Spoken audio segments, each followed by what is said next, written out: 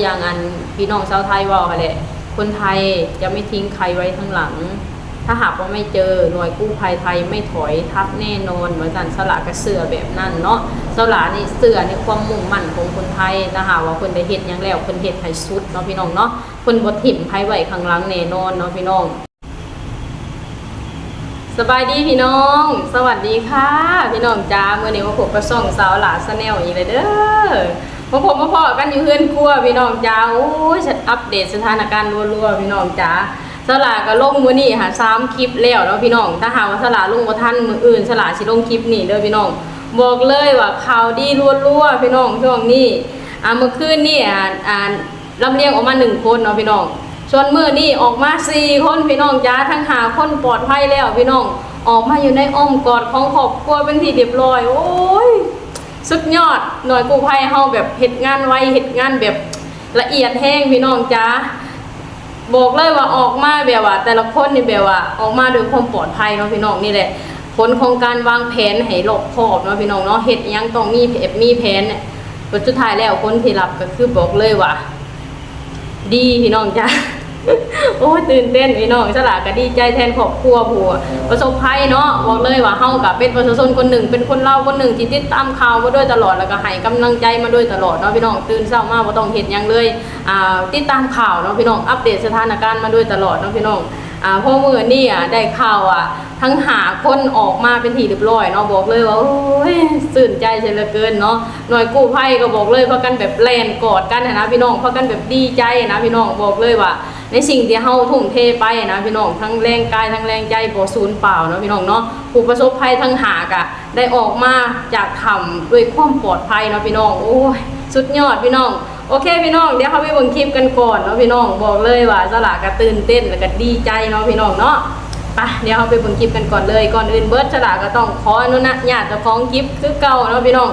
ขออนุญาตนำเสนอเรื่องราวดีๆนี่ต่อเนาะพี่น้องบอกเลยว่าทุกคนเนี่ยเฝ้ารอเนาะพี่น้องเนาะไปเดี๋ยวเราไปเบิ่งคลิปกันก่อนเลย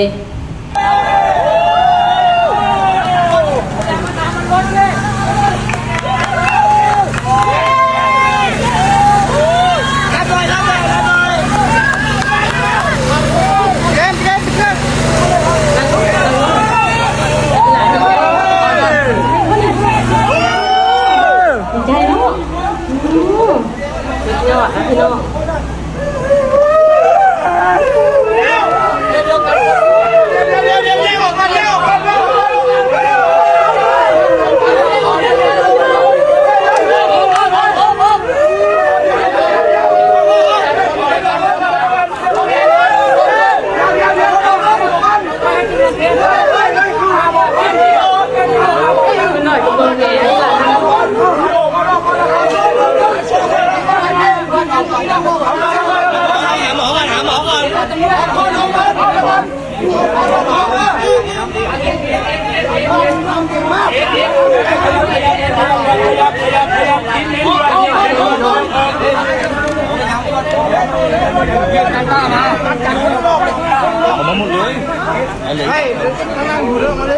ทั้งของครัวกันเลยลูกโอดเลยนะพี่น้องเอาสวยนะ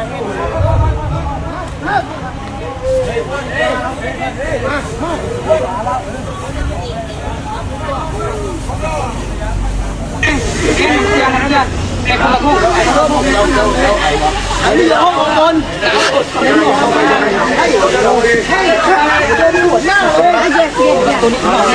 อะไรมากดีจังเลยทำไมว่าไงทำไมวะพี่น้องใส่คำว่าส่งเสียงเททั้งน้ำตาพา5ชีวิตออกจากถ้ำสำเร็จแล้วเจ้พี่น้องจ๋าโอ้ยสลาเห็นแล้วก็ดีใจแล้วก็ซาบซึ้งเนาะพี่น้องแบบว่าบ่คิดบ่ฝันว่าสิแบบไวปานนี้นะพี่น้อง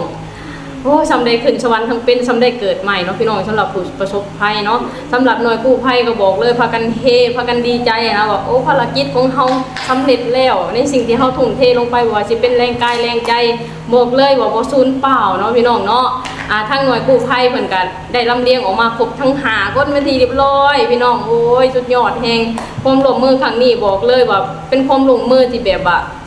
ระดับชาตินะพี่น้องบอกเลยว่าดังไปทั่วโลกอะลีเนาะพี่น้องเนาะในการช่วยเหลือ7คนลาวในครั้งนี้พี่น้องชาวไทยพี่น้องชาวลาวก็พากันแบบว่าเฝ้ารอนะพี่น้องคนหน่อยก็อยากจุ๊บแม่โอเคล่ะนางงุมซื่อๆแม่สิบอกกับวิธีเป็นจังได๋พี่น้องดีใจบ่พี่น้องสลาดีใจแฮงเนาะพี่น้องเนาะทางหน่วยพยาบาลก็แบบเตรียมพร้อมนะพี่น้องออกมาแล้วกับพร้อมปฐมพยาบาลเนาะพี่น้องเนาะทางญาติก็ออกมาเห็นกันนะพี่น้องแบบกอดกันนะพี่น้องแบบว่าโอ้ยสลาเข้าใจในความรู้สึกนั่นนะพี่น้องทุกคนก็บ่อยากสูญเสียคนในครอบครัวเนาะพี่น้องเนาะบอกเลยว่าแต่ละคนน่ะเขาเจ้าแบบหาเลี้ยงชีวิตหาเลี้ยงครอบครัวนะสุดท้ายแล้วก็มาเจออุปสรรคแบบนี้นะพี่น้องบ่มีผู้ใดอยาก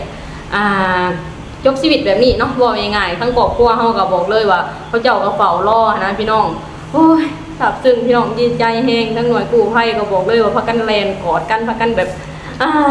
สุดยอดนะพี่น้องสละแบบจักสิว่าจังใดก็ต้องขอบคุณทุกหน่วยงานทุกภาคส่วนเด้อที่มีส่วนเกี่ยวข้องในภารกิจนี้เนาะพี่น้องเฮาก็เดินทางมาได้ใช้คำว่า 80% แล้วพี่น้องเหลืออีก2คนสุดท้ายเนาะพี่น้องเนาะส่วน2คนกับทางหน่วยกู้ภัยก็บ่ได้นิ่งเฉยเนาะพากันแบบว่ากำลังหาวิธีช่วยเหลืออยู่เนาะพี่น้องเนาะนี่แหละพี่น้องอันนี้ก็คือความสามัคคีเนาะพี่น้องเนาะใช้คำว่าการช่วยเหลือไม่มีพรมแดนเนาะพี่น้องใช้คำว่าช่วยเหลือเพื่อนมนุษย์นะพี่น้องน้ำใจของคนไทยของคนทั่วโลกบอกเลยว่าซาบซึ้งแฮงทุกคนแบบว่านำความหวังมาสู่พี่น้องชาวลาวอะลีเด้เพราะพวกเจ้าคือฮีโร่ของคนลาวเนาะพี่น้องเนาะทุกภาคส่วนทุกหน่วยงานเลยก็ว่าได้นะพี่น้องซาบซึ้งเนาะพี่น้องเนาะดีใจบอกเลยว่าขนาดบ่เป็นคนในครอบครัวได้พี่น้องยังดีใจขนาดนี้คนในครอบครัวเขาเจ้าสิดีใจขนาดใดเนาะและทุกหน่วยงานที่เกี่ยวของอยู่หน้างานนะบอกเลยเขาเจ้าเฝ้ารอแล้วก็ภาคภูมิใจเนาะพี่น้องเนาะหลังจากที่ขึ้นมาจากถ้ำแล้วเนาะพี่น้อง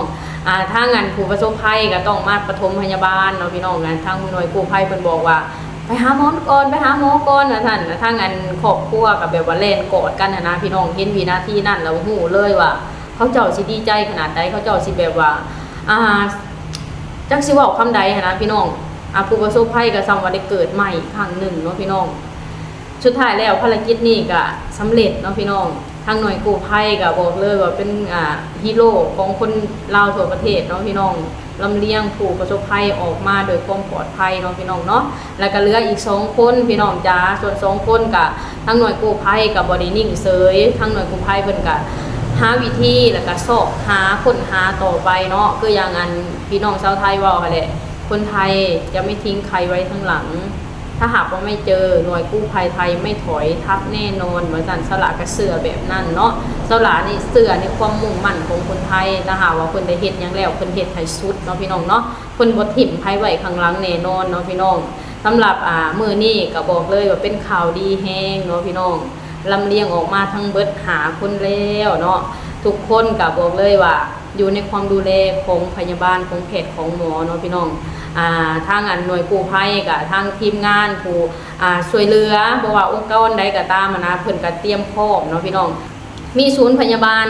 รอสแตนบายไว้อยู่หน้าถ้ำเนาะพี่น้องหน่วยกู้ภัยออกมาก็คือเขาไปปฐมพยาบาลได้เลยเนาะพี่น้องเนาะอันนี้ก็คือหลักการของการช่วยเหลือของหน่วยกู้ภัยบอกเลยว่ารอบคอบแห้งเนาะ